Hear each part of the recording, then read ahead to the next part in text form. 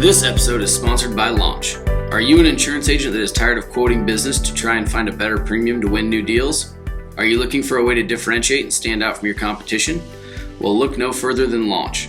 Launch is an industry-leading software platform that gives you pre-built assessments that you can walk through with your prospect. Launch automatically calculates your prospect's risk score, and this allows you to show your prospect the areas you can fix to negotiate better premium and coverage with underwriters. Offer more value to your clients, turn missed sales into closed business, and most of all, become a better advisor to your clients.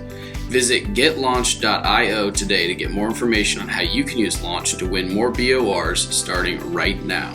That's getlaunch.io to learn more. All right, welcome to the Sales Process Series. We are really excited about this. And what this series is an interview with several different top producers in the insurance industry.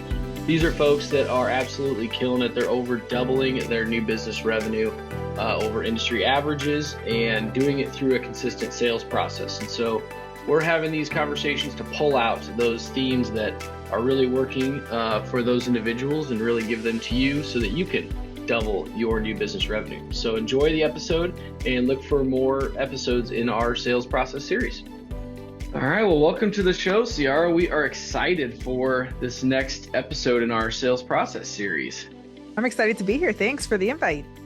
Absolutely. Well, I think we talked before starting here that you've got a unique perspective with a lot of the things you're doing at Bunker. And so I want to make sure we dive into that as well, and then walk through kind of your sales process, how that leads into your sales process, how you're able to differentiate, and how that's allowed you to be successful in starting your agency as well. So why don't we start there, give your background and kind of how you got to where you are today and what Bunker is and who you are, and then we'll go from there. Yeah. Okay. So I've been in the business for about 20 years. My parents my dad came from Cuba when he was 14, had a corporate America job. My mom was born here, and they had both lost their corporate America jobs relatively around the same time. My mom had worked for Equifax all of her life, almost 30 plus years, and she got fired right after a business trip at the airport. They sat her down. They let her go on the trip, right? And then sat her down, fired her. Wow. Yeah. And then my dad had worked corporate for America for you, right? There you go. And so it's funny. It ties into what I'm going to tell you about of how I ended up at the Bunker, because at 49, he was like, I've had enough of working for other people. I'm going to go into business for myself, but had never sold insurance, had never owned a business. I don't even know how he found insurance, how that was the one. I mean, I guess he understood residual income real fast, right? And he was like, well, this is like the less risky business, the least risky business I can get into, right? So we actually started with Allstate. I was in high school. I had just graduated high school in 2001, and he went in 2002, and they do like a 2-3 week training in Chicago. So he went to that and came back, and we opened an Allstate in 2002. And I was so upset. I was going to college. I was going for interior design to the Art Institute, but I didn't get a scholarship. So my bad, right? So they were paying for my school, and they were like, well, I mean, we just started a business. We need all hands on deck. We'll send you to school once the business takes off. Like, you can finish your degree. And here I am, happens, right? Yeah. Right. You know where that ended, right? It didn't happen. So, but we ended up doing very well with Allstate. We opened a second location. And we realized that's at the time when Allstate also used to give you all the support in the world. They paid the computers, the papers, the phones. I mean, they had really nice bonus packages when you started with them. And so we did that. And then we would go on all the trips that we'd win, and we'd realize, wait a minute, every single Allstate person has an independent on the side. Everyone. Like, if the husband is an Allstate agent, then the wife, his sister, his aunt, the mom, a cousin, someone has an independent. So we came back from one of those trips. We were in the Bahamas, and he was like, you need to get your license, because we are throwing money away. We are losing so much money whenever there's an increase. We don't have any options. We can't do anything for all of these people that we work so hard to bring them in. And for the record, Fort Lauderdale in South Florida, Allstate doesn't write the home. Yeah. So all we had was the auto, and then they were pushing the financial services. And, my dad would meet those requirements, but he didn't necessarily love it. So he was like, I just need to get out of this. And so that's what we did. Allstate was downstairs. I was upstairs at the independent. And if someone would walk in and be like, oh, I'm going to shop you around. He'd be like, well, wait, let's just go. At that time, people still came into the office a good amount. And he'd be like, no, let's go upstairs. And my daughter has, 4 carriers that she can quote you with. It was also a lot easier to get appointments at that time. So I had Travelers, I had Progressive, I had really good options for people that were comparable to Allstate, right? So we did that, and we quickly realized that we liked this side way better, and we sold the Allstates. And so we had that independent agency for about 12 years, and we sold it in 2018. And that's where it ties back in, right? Because during that time of having that agency, my dad always told me, listen, you got to have a plan B in life. You got to have a plan B. I want you to get your designations. I want you to make your time in this industry worth it. Like, give it all you've got, prove to yourself that you can do it. Prove to others it's good for you to work on yourself and better yourself. And learning is always better. So I got, some of these designations that I have.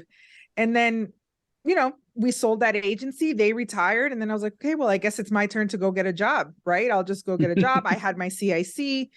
I was like, okay, that's what I'm going to do then. And then he was like, no, you gave me your youth working for us and building what we had. And then he was like, why would I send you to corporate America where they could do the same thing that happened to us? And so he was like, no, it's your turn to own your own agency. And so November 2019, that's where the bunker was born. That's 5 months before the world ended. So yeah. That's you and Hanley have a similar story there. Yeah. That's funny. Yep. No, that's what does he talk about right before the zombie apocalypse hit or something? I had just signed my lease in January. Oh my goodness. So funny because we're moving our office around and we have like 7 computers that are not being used because we had set up the office. I had hired 3 appointment setters.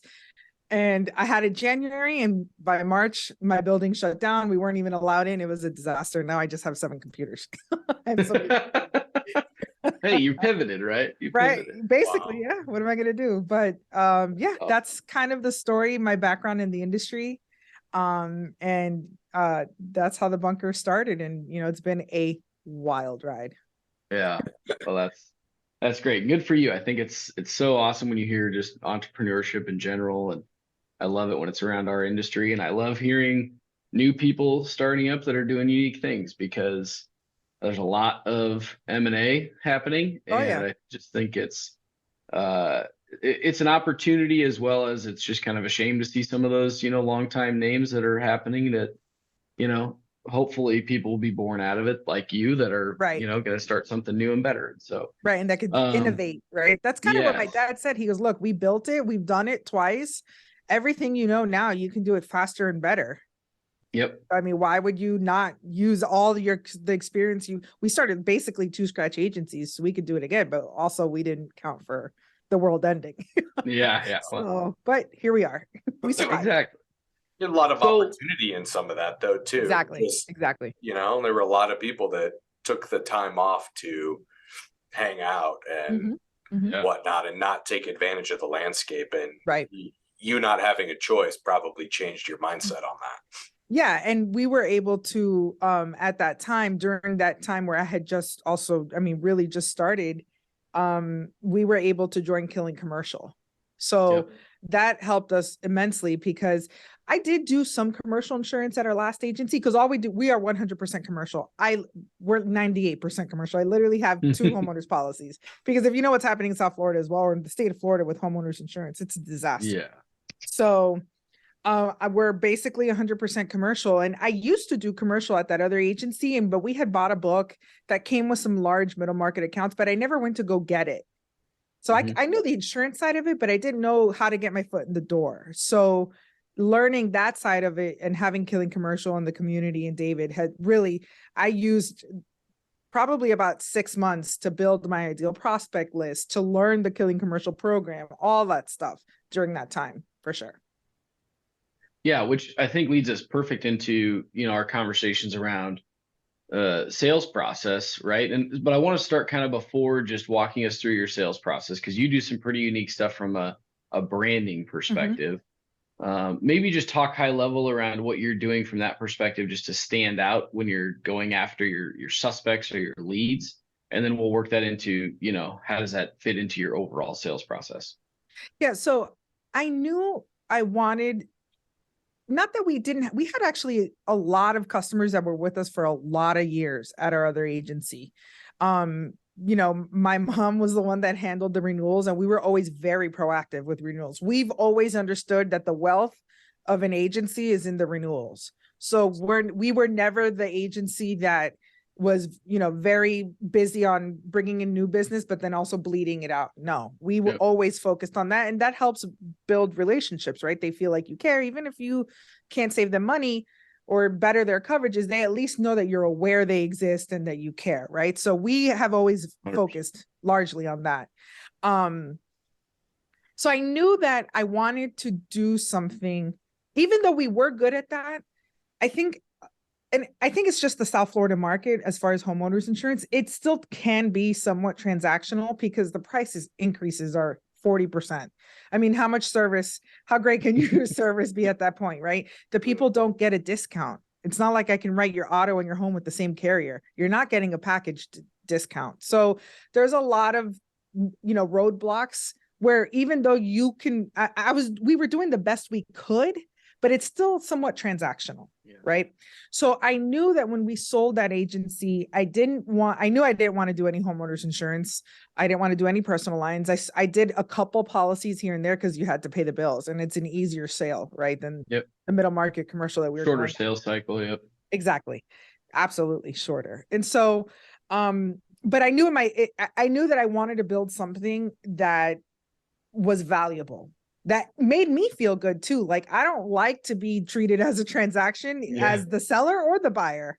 So that's kind of where it even started with the name. I knew our last agency had a very generic name. It didn't really mean anything.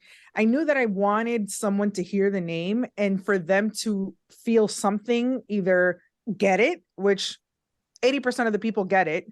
Okay, the bunker, protection, insurance makes sense. And we get complimented on our name all the time. So it's super easy for people to remember us with that, which is also a plus. So I knew I wanted to have a name where I knew that I could just come underneath, like the name supported the mission of value, right? And more than just insurance. And so the whole name is the Bunker Insurance and Risk Management. We just say the bunker, but really we are, and taking into consideration everything that we've learned in Killing Commercial. So it's like, I knew I wanted to build this value proposition style agency, but I just didn't know how to get my foot in the door. Like, the Killing Commercial was the missing piece to what I had envisioned. I just didn't know it existed at the time. And so that's what we do. We come in, we use our bold colors. Our messaging is rarely ever about insurance. It's just about, hey, let's talk about the risk management problems you're having. What's your total cost of risk look like? How are you handling your turnover? What do you have a return to work program? Talk to me about that. Things outside of the box, things where risk management can affect your insurance premiums and your insurance experience. And really, our messaging is pretty, listen, insurance is just the placement piece, right? The financing mechanism. Right. There's 4 agents here in my complex where I'm at. There's 4 insurance agencies. Wow. I mean, what's the difference? I mean, one of them is an independent. They probably have, honestly, they might have more markets than I do. Right. But what are they doing for you? How are they helping you turn the premium dollars that you're spending into a competitive advantage for you to get bigger contracts, for you to keep your employees safe? So that's kind of always been our messaging. If someone calls in for a quote, we don't do any online marketing, or for us in our marketplace, that generates a lot of rate shoppers. And that's just not our ideal client. And I think that one of the best things we did was identify who is it that we want to go after, because it kind of helps, keep our blinders on. And even though some things might come in, and you got to pay the bills, but we have quickly realized that those things are distractors from getting the bigger ones that we want to get of our ideal clients. Yeah, well, I think that's the first step that a lot of agencies don't do is we'll take anything that comes in the door, and it's so hard. And you do. It's hard to say no. Very right? hard. But if you can do it, the value on the other side of just being focused and being able to put your energy into the clients that you can bring value to is far outweighs the ones that you're going to say no to. But it's difficult to do. It's very difficult to do. So okay, so then walk us through from a high level. You get the opportunity through the branding. Just walk us through that sales process. You kind of got into it a little bit on the questions you ask and things like that. But just how would you identify the overall sales process that you go through with taking a prospect through to becoming a client? So that's one of the things that we've also done to differentiate ourselves. That's kind of what we use to prospect as well, is that we have a proprietary process that we use. We built the Bunker Edge. It's 4 steps, and we walk them through it. We ask them questions in the first step of the discovery phase of asking them, like, what do you expect from your insurance agent? Like, what is it that makes you happy in the relationship? You know what? Some don't want any of the other services. They just want their certificates on time. Yep. Okay. Well, then don't let me bombard you with things that I think are valuable, right? So we have that discussion. What do you look for in your representation? Tell us a good experience and a bad experience that you've had with your current agent, so we know what you value and what you don't, right?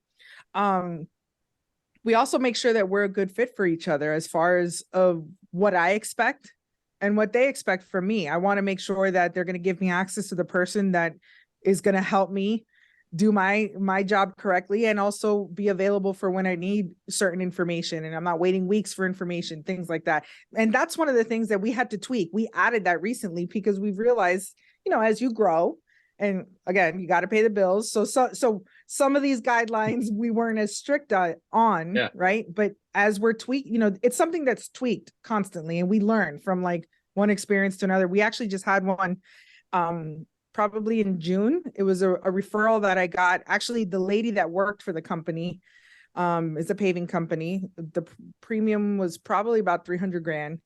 And she's my personal friend. I know her. And she was just like, we're having so many issues with our current representation. We're desperate for help. We went and we had a meeting with them. It was 2 days before they renewed. Oh. Nothing we could do. We couldn't BOR it, because I said to them, listen, you guys have 3 general liability claims that are open. Like, there's no one else for you. The insurance piece has to stay where it is. It's just your representation. What are they doing for you? Are they helping you with the claims? And they weren't doing any of that. And I guess because she was my friend, she thought I would say yes to this next question. And she was just like, well, can you still just take over the policy, basically just work for free? Like, she was like, can you still be our representation and help us with this? And then next year, you'll get the business. And she goes, oh, maybe even take the commercial auto. And I'm like, I'm not going to do what I would have gotten paid $35,000 to do to make $8,000. Yeah. Right. Like, that just didn't make any sense. And thank God I didn't do it, because they ended up firing her about 3 weeks ago. And then I was just like, my gosh, I would have done all of that work. And you know how when they bring in a new controller, those controllers typically come in with their own relationships too, right? So it's like, did I need the $8,000? Sure. But, I stuck true to, no, I need to manage it all. Yeah. I need to manage your entire. Very tough to do again. Very tough to do. Yeah. Very tough to do. And so, but those things give you the confidence to do it again, right? Like, I was able to say no, and I said no, and this is why. I value my advice, my expertise. I'm sorry, I'll work on it next year and, get an opportunity to earn the business, but I'm not going to do it for a discounted, commission. Sorry.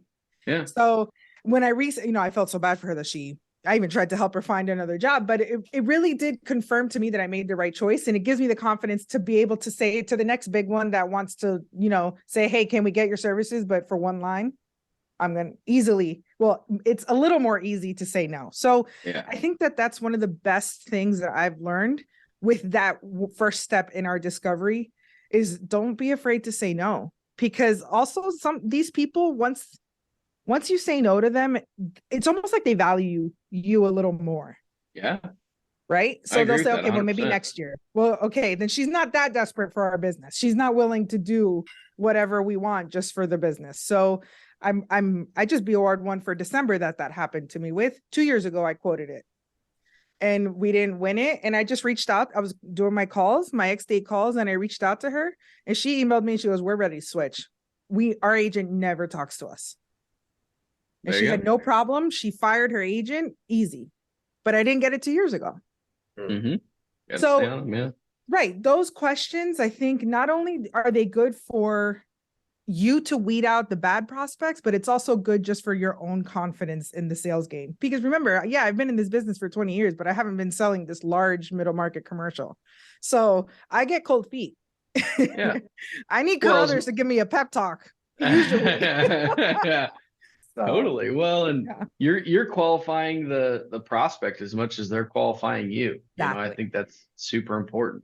Exactly. So we ask those questions. We kind of almost try to get them to a no with asking them to see really how committed are they to the process, right? Yeah. It's not here's my policy, see what you can do. That I'm not interested in that because then they're going to leave you next year for that same process. So one of the questions we also like to ask is how many agencies are you working with right now? If it's your one, your current incumbent, fair. But if I'm agent number 3, we bow out. I also don't have the staff, right? I don't have the time to spend and it's just taking me away from the next big one that I could get. So those initial questions have really, really been, some of them are a little difficult to ask, right? Mm-hmm. A little uncomfortable to ask, but the more you do them, the better it feels and the more confident you are in doing, and asking those questions. So once we decide, yes, we're ready to go, then we come back, obviously in that discovery phase 2, we try to uncover whatever gaps, whatever risk management problems are having, things like that. We immediately up front establish that price is not going to be the number one factor. We don't discard it completely. Obviously, we know it's important, but it's a factor. And with the rate increase, our property insurance rates are going up 50%.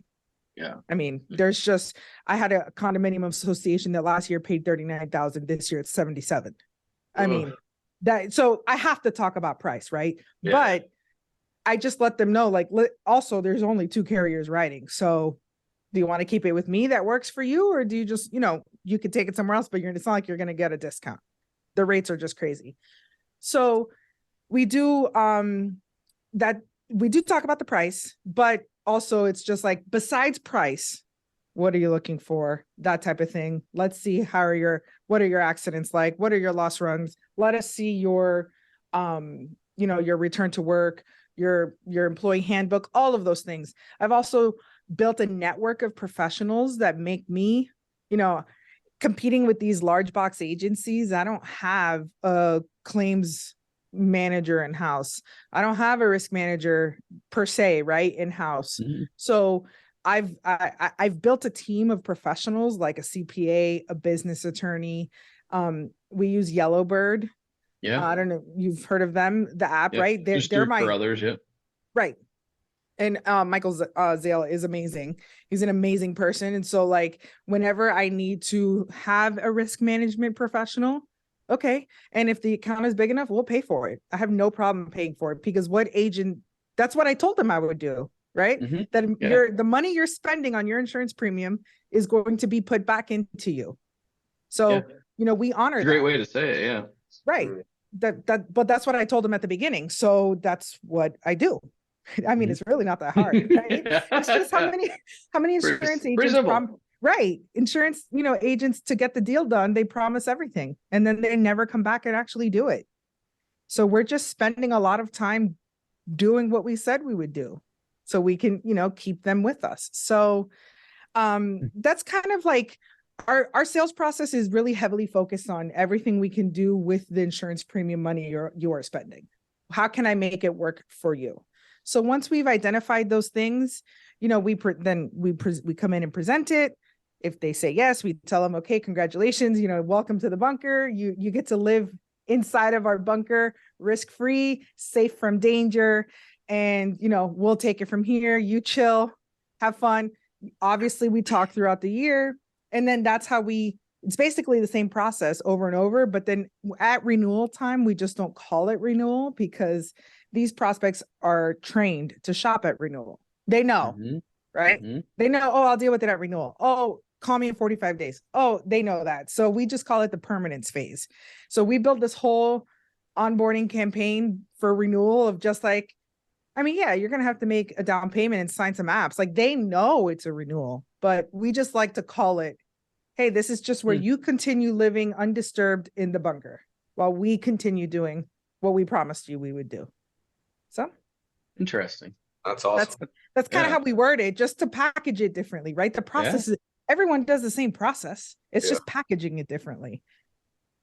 Totally. So along those lines, Ciara, you mentioned earlier in the show that you have other independent agents even in your building. How has your sales process allowed you to differentiate your agency? Well, I mean, down here, first of all, there's a lot of generalists, and I don't have a niche per se because I also have the challenge of I don't have many direct appointments, so I have to go through brokers for a lot of stuff. But I just try to never let my insureds know that. They don't really know the difference anyways. And what I've done is also tried to go after things that wouldn't fit in those standard markets anyways. So to kind of not shoot myself in the foot, right? By going after things I wouldn't have anywhere to place. But a lot of the agents here, you know, they're doing their homeowners and they ask the question or the insured asked them like, hey, do you do, you know, can you help me with my business? So we actually use the fact that we don't do any homeowners insurance as a selling tool too, when we're talking to them, because we tell them, look, insuring your business properly is so complicated. It takes all our time. So I'm not bogged down like all of my poor agent friends down here that I sit on the board of our local association, and they are all desperately rewriting their books to try to save. And I mean, my heart goes out to them because I see them and they are struggling, right? I don't have those struggles. So your business insurance or you need me to review one of your contracts that you're pending. That's not taking me a week to do because I have to requote 75 homeowners policies. So I actually use that to my advantage and telling them, listen, you go to an eye doctor, you go to a cardiologist, deal with someone for your business that's all they do. It matters. Totally. It's not the same thing, right? So that's one of the ways. Also, it's unfortunate, and that's kind of why I talk about it too, is, you know, just having a process that is proprietary and there's some thought behind it. It just sounds, the customer thinks that they're getting something that is so different, right? But it's still the same process. You still need to, I mean, all of us do the same thing. You need to gather information, you put a submission together, you send it out, you bind it, you send a policy. I mean, it's literally the same process, right? But it's just having it tied up with a bow and presented differently and letting them feel in their gut that they're being better taken care of is also something that like I'm passionate about. So I think that also gives me the competitive advantage because if they're sitting with their buddies playing golf and they're talking about, oh, you know, my insurance agent just, you know, sends me a quote and a bill. My client is going to say, well, mine doesn't do that. Yeah. Like, no, my process is so much different. It's so much more involved. And again, some of them don't want it. Some of them like send me a bill and I'll pay it. So that's why we discuss it up front, because I also have no problem doing that. Like if that's what you want. Okay. Well, I like how you've named it too. I think branding your process is important. Is just saying I have a process. You know, anybody can say that, but not everybody can say I have the bunker edge. Right. So they don't know, right? They don't know it's any different. I don't know if you guys have read Traction. Yeah. The book Traction. Well, that's where I got it from, because he says, Gino Wickman says in that book, your business doesn't matter the business. You need to have a process. Name it. If you cannot think of a creative, catchy name, then name it your business way. And that's fine. Because it just gives it's a free way to give an elevated customer experience. Well, and if you've been thoughtful about it, as you mentioned, it is true intellectual property that nobody can't, you're not lying. You're not being unethical when you say that you can't get this anywhere else. Cause I built it. it might be similar. It might have certain components that other people have, but right. The objective is the same, right? Of getting the necessary correct. information, but it's the information is just, the exchange of information is different. Yeah. And how we go about it is going to be totally different. Right. Yeah. I 100% agree with that. And so I noticed that right away when you said you named it as the bunker edge. I think that's important, because then also too, what's beautiful is when your client is out talking to their buddy on the golf course, they can say, you just get an insurance. Like, I have the bunker edge. Like, right. You need to get the bunker edge, right. And they're like, what is it? And they're like, I don't know. It's just what Ciara gives to me. I don't know. I just, I end up giving her a check. No. yeah. But it is it's magic when clients can start to refer to it that way, because it's no longer travelers, and it's no longer even the bunker. It's this thing that you do that they can't get anywhere else. And it's also just, everyone hates this process. What client absolutely loves to talk to us, to give us the supplementals? And that's why we've updated our technology stack too. And that's why I'm such a big fan of WonderWrite, because it makes my bunker edge process so much better than just hoping that I get a PDF I can read. Right. And that's just not an elevated customer experience. Like, I sat down and I asked myself, like, how can I make this remember, I do a lot of E&S. It's not a friendly process. It's terrible for both parties. So I tried to say, okay, well, how can I make this terrible process a better experience, where not that they're looking forward to it, but at least they don't dread it as much. And, implementing some technology in between, like we use WonderWrite. Now I use IPFS for my financing, so they could pay it directly. We don't even have to talk about finance. Well, how much are my payments?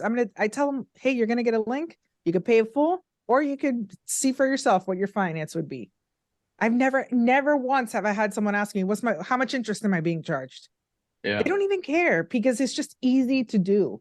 It's a process that's easier to do, which is what they want and what I want. No, they'll pay for it. Yeah. Right. It's elevated. Everyone, we're all the same. If we feel, why do we go to, 5-star restaurants or 5-star hotels over 3-star? Because it makes us feel good. Yeah. They pay attention to you.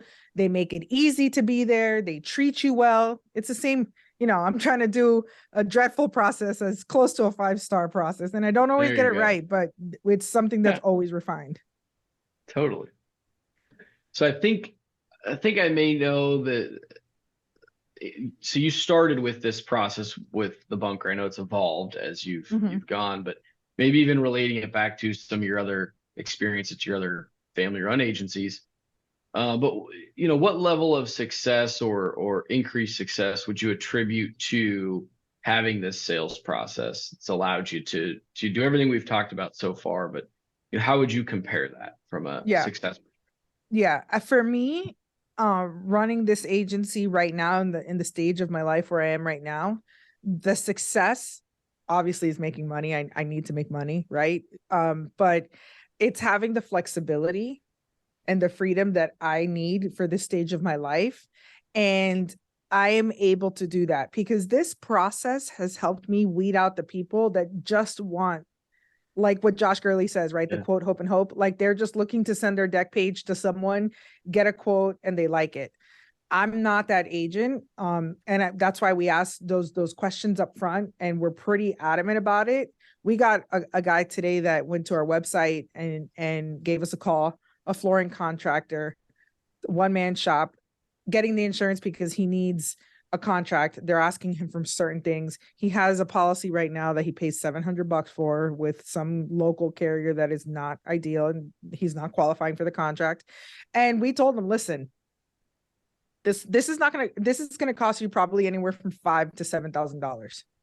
And we need to take over your workers' comp as well. We do it because we can't do our best job unless we know everything there is about your business.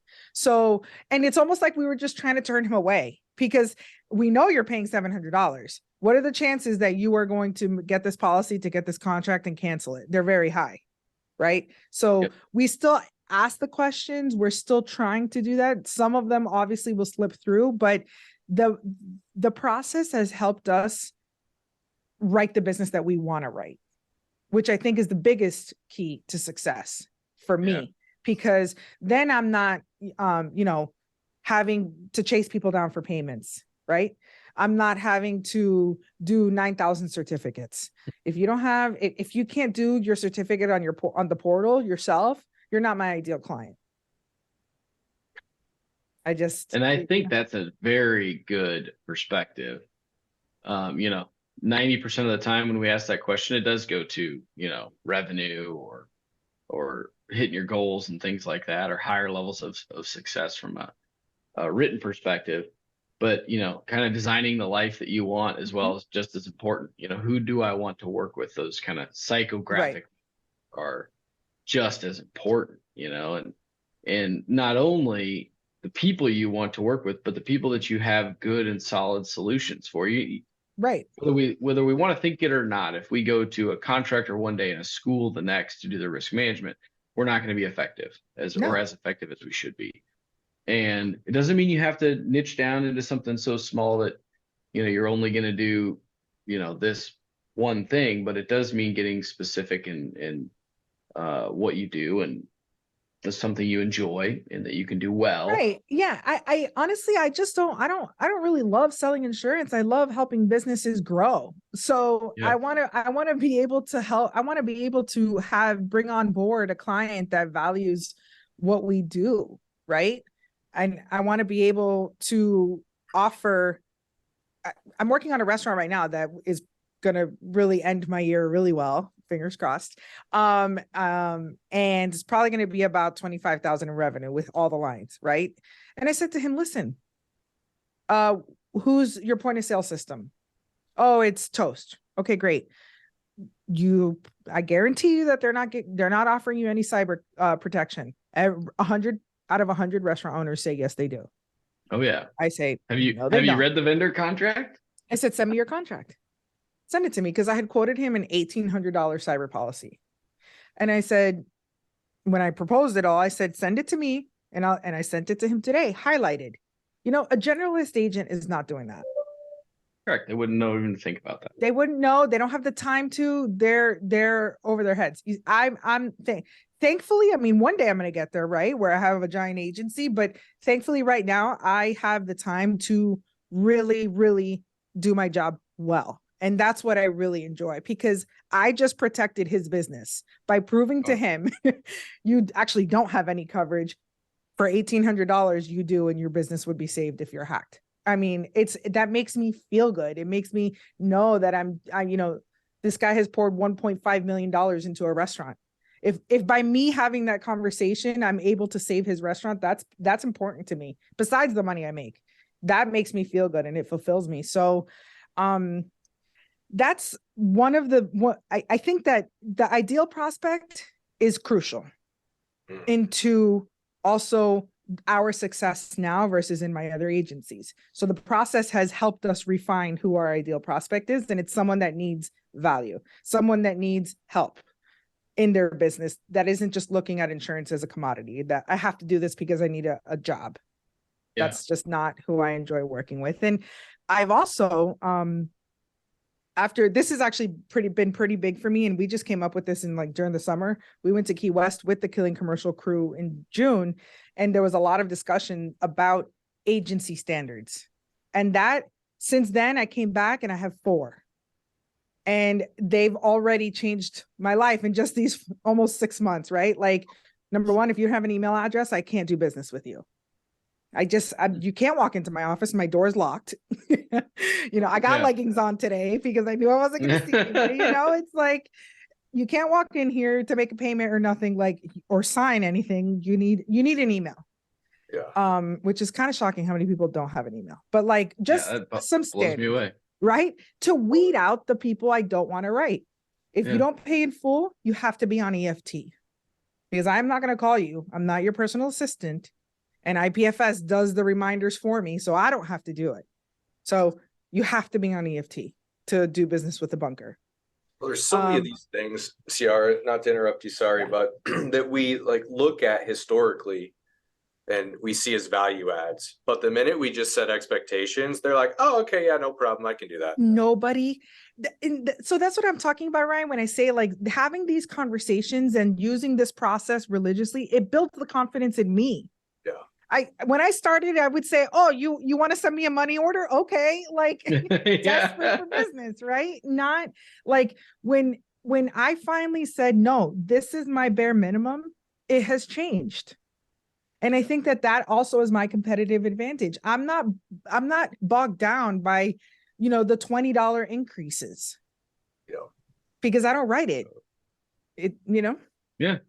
So what's your other two? So then? before we so the other two? Yeah. Email address, EFT. The third one, I don't remember. The fourth one is a $500 minimum revenue. Okay, yeah. Mm-hmm. So it's not that it has to be a $5,000 premium. We can fee in South Florida.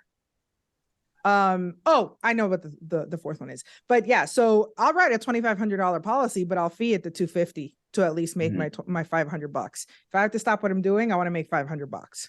Yeah. For the year. I mean, that's not bad. I'm not, my brother works for a really large. Yeah.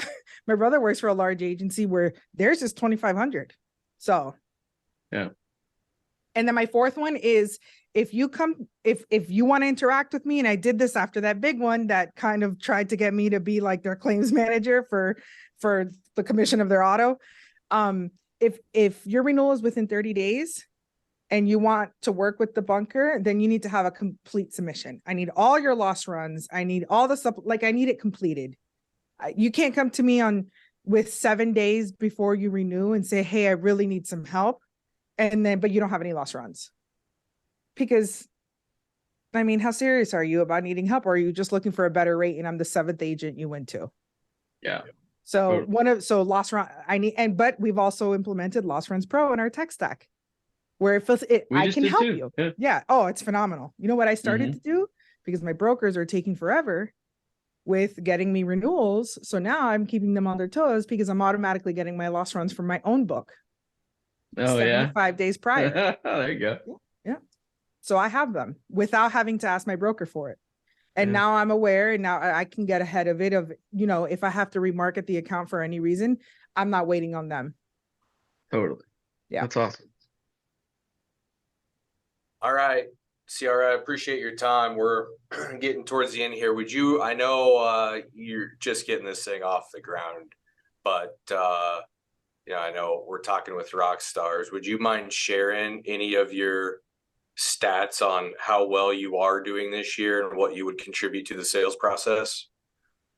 Like premium written? Sure. Or any metrics that can just validate what you're doing? Yeah. One of the metrics actually that I've tracked more than premium written is my policies. So I have 115 clients.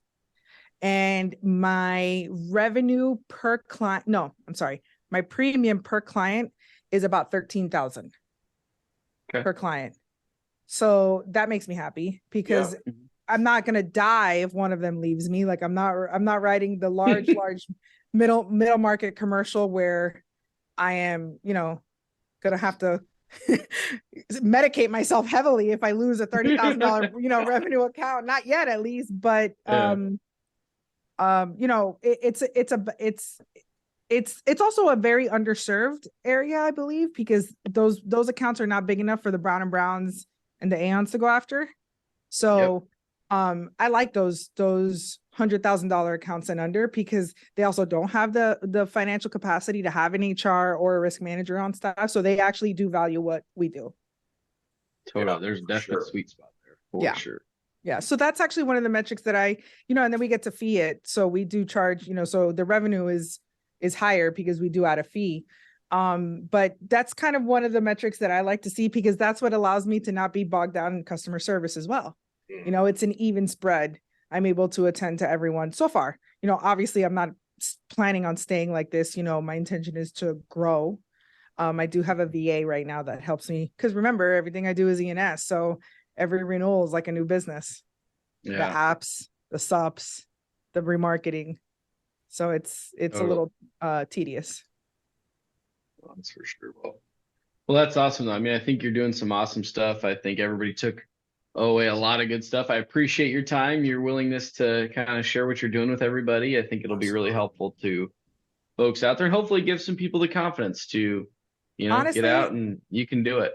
That's all it is, man. It's just, you just gotta practice enough to, and trust me, I don't have it down because I still do get, and I lost one this month that really did sting. So it's, it's just can't give up, can't stop, and you learn, right? I learned what I missed on that one, and I'm not making that mistake again. But yeah, it's a work in progress, and hopefully one of these days soon, we'll be able to expand, and that's the plan.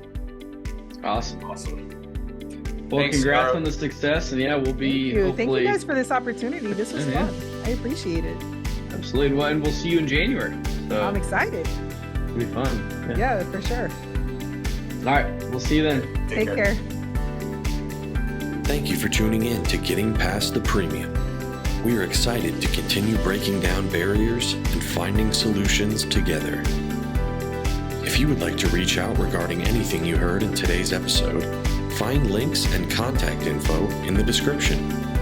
Until next time, have a great day, and let's continue getting past the premium.